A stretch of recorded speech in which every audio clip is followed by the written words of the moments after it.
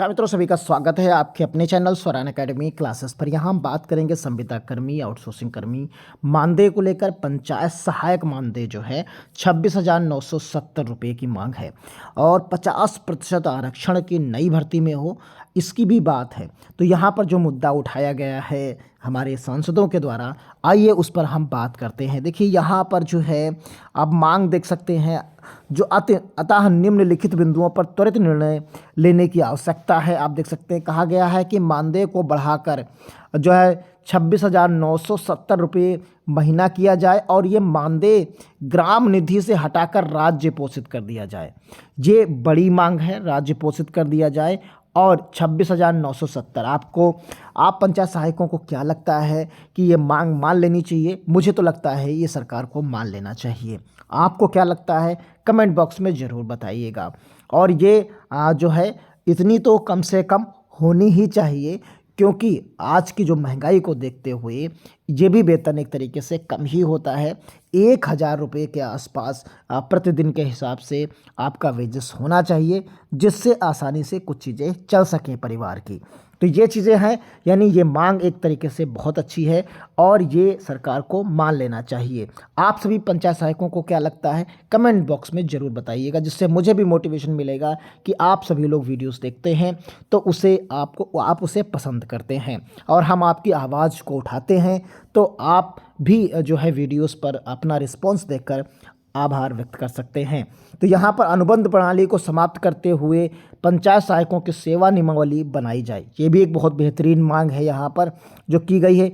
अगर महिला पंचायत सहायक के लिए स्थानांतरण नीति लागू की जाए, क्योंकि बहुत सारे अनमैरिड थी तब नौकरी पा गई थी, अब वो उनकी शादियां हो गई तो वो दूसरी जगह चली गई। तो अगर वहाँ पर वैकेंट सीट्स हैं तो वहाँ पर उनका ट्रांसफ़र किया जा सके, ये भी एक बहुत ही बेहतरीन मुद्दा महिलाओं के लिए उठाया गया है। इस पर भी सरकार को काम करना चाहिए, क्योंकि सरकार की जो है आर्थिक स्थितियाँ बहुत अच्छी हैं। अभी कुंभ में भी बहुत आमदनी सरकार की हुई है और सरकार कहा जा रहा है कि 1 ट्रिलियन की इकोनॉमी उत्तर प्रदेश की बनने जा रही है, जो कि पूरे सभी प्रदेशों से सबसे ज़्यादा आर्थिक रूप से मजबूत होने जा रहा है, ऐसा योगी जी ने अभी कहा है जल्दी में। और भारत की भी इकोनॉमी 5 ट्रिलियन की तरफ जा रही है, सबसे बड़ी अर्थव्यवस्था होने जा रही है, तीसरे नंबर की अर्थव्यवस्था होने जा रही है। तो इस तरीके से वर्ल्ड में तीसरे नंबर पर, 5वें नंबर पर अर्थव्यवस्था पहुंच रही है। देश पिछले कई वर्षों से बहुत तेज़ी से विकास भी कर रहा है, विकसित होने जा रहा है। तो क्या ये छोटे छोटे काम उस विकसित भारत में नहीं हो सकते? ये भी एक बड़ा प्रश्न उठता है। तो जो 5 ट्रिलियन इकोनॉमी हो जाए और प्रदेश की 1 ट्रिलियन इकोनॉमी हो जाए, तो क्या मानदेय जैसी छोटी छोटी चीज़ें उसके सापेक्ष इतना नहीं किया जा सकता कि उन्हें 200 रुपये ही महीने दिया जाए? कि यहाँ आप समझिए कि जो मानदेय है आपका वो 200 रुपये का मानदेय है रोज़ के हिसाब से, और इकनॉमी जो हमारे प्रदेश की है वो 1 ट्रिलियन होने जा रही है। तो यानी प्रदेश बहुत आगे जा रहा है और कर्मचारी बहुत पीछे जा रहे हैं। तो ये चीज़ें यहाँ पर देखने लायक हैं।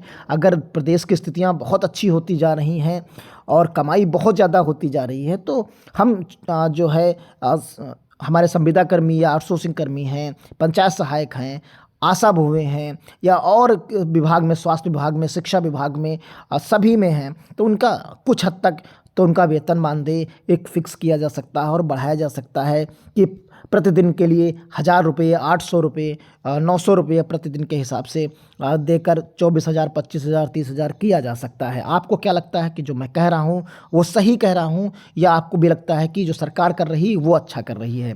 ये कमेंट बॉक्स में ज़रूर बताइएगा। यहाँ पर आप सभी सहमत होंगे। यहाँ पर जो कहा गया है, पंचायत सहायक ग्राम पंचायत अधिकारी के समान कार्य कर रहे हैं, तो ग्राम पंचायत अधिकारी के रिक्त पदों पर 50% आरक्षण दिया जाए। यानी अगर नई भर्ती आती है तो उसमें ग्राम पंचायत अधिकारियों की नई भर्ती आए तो उसमें 50% आरक्षण दे दिया जाए। अगर जिनकी योग्यता है तो वो लोग क्वालिफाई करके उसमें कम से कम नौकरी पा जाएंगे। आप भी सहमत होंगे कि कठिन परिस्थितियों में भी दायित्व का पालन करने वाले युवा पंचायत सहायकों को उपरोक्त मांगे सहानुभूतिपूर्वक विचार योग्य हैं। शासन के मुखिया के तौर पर इनकी सर्वथा उचित मांगों पर आप व्यक्तिगत रूप से तत्काल विचार करते हुए सकारात्मक निर्देश जारी करें। आपका आभार। आप राम भुवन निषाद के रूप से आप देख सकते हैं यहाँ पर।